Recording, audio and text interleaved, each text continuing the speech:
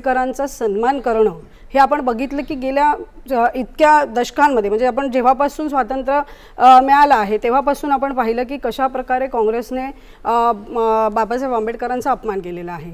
ज्यावेळेला मोदीजी केंद्रात बसले, ज्यावेळेला महाराष्ट्रामध्ये शिंदेसाहेब फडणवीस साहेब बसले, त्याच्यानंतर सर्वात आधी त्यांनी हे ठरवलं की जी शक्तीस्थळं आहेत त्यांचा आपण विकास केला पाहिजे, त्याची पाहणी केली पाहिजे, तिथे काय कमी आहे ते केलं पाहिजे। बाबासाहेब आंबेडकरांच्या नावानं लायब्ररीज आणि शिक्षणाला अजून प्रोत्साहन कसं मिळेल या दृष्टीने काम केलं पाहिजे। ही मला वाटते खूप मोठी गोष्ट महाराष्ट्र राज्यामध्ये महायुतीकडनं झालेली आहे आणि त्याचा चांगला परिणाम हा लोकांमध्ये दिसतोय आणि आम्ही तो पाहतोय। तर त्यामुळे जर असं काही असेल तर मला वाटतं आपण थोड्या वेळाने त्याच्याबद्दल बोलू शकू। बरं, आपली चर्चा आपण ही अशीच चालू ठेवणार आहोत। तर तत्पूर्वी आपण जर आता एकूण कल बघितला तर महायुती 123 जागी आघाडीवर दिसते, महाविकास आघाडी 35 जागांवर आत्ता पुढे आहे आणि इतर 3 ठिकाणी आहेत।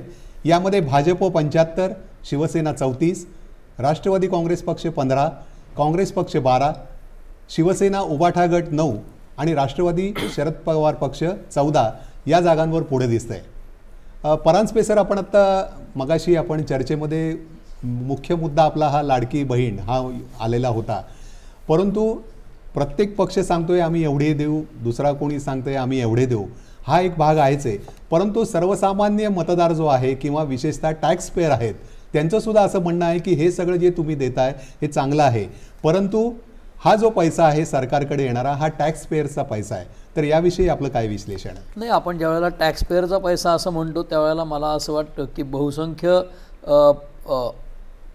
राज्यभर पसरलेल्या जनतेवर आपण त्यांचा अपमान करतो। त्याचं कारण असं की भारतामध्ये एकूण करदात्यांची संख्या, म्हणजे जे डायरेक्ट टॅक्सेस असतात, प्रत्यक्ष कर असतो इन्कम टॅक्ससारखा, तो देणाऱ्यांची संख्या अत्यल्प आहे आणि म्हणजे ती 10च्या आतच आहे, म्हणजे 6 ते 8% वगैरे आपण